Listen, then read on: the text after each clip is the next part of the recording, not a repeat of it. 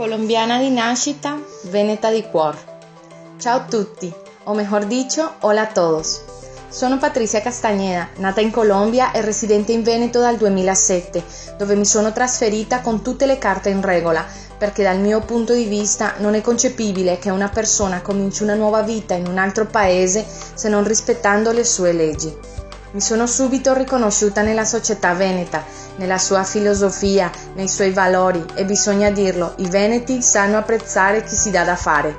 Ma mentre passava il tempo e vedevo l'operosità della gente attorno a me, mi scontravo con l'Italia e le sue inefficienze, gli sprechi, i paradossi giuridici, la generale impressione che a giovare della situazione fosse sempre il furbo, l'illegale, il clandestino.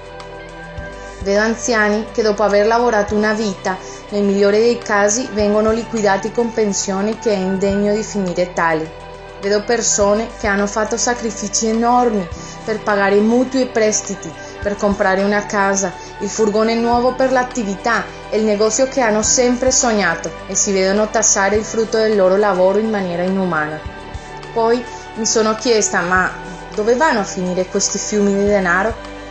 Vanno a finire lontani dal Veneto, scialacquati in mille rivoli per garantire i privilegi ad uno Stato, ad un sistema centralistico che già da tempo non ha più niente da offrire. Ho sentito subito affinità con l'ideale indipendentista, dapprima solo per quanto riguarda la parte economica, ma ben presto ho scoperto che c'era molto di più. La magnificenza della Serenissima Repubblica di Venezia, 1100 anni di lingua, cultura, tradizioni, l'amor di patria e man mano che mi informavo scoprivo tutte le nefandezze compiute dallo Stato italiano per nascondere, stravolgere, cancellare tutto quello che di grandioso risiede in questa terra. Sono sicura che questo popolo che sin dall'inizio mi ha accolta a braccia aperte, la sua terra, la sua gente, i suoi valori, meritino un posto di riguardo nel panorama mondiale.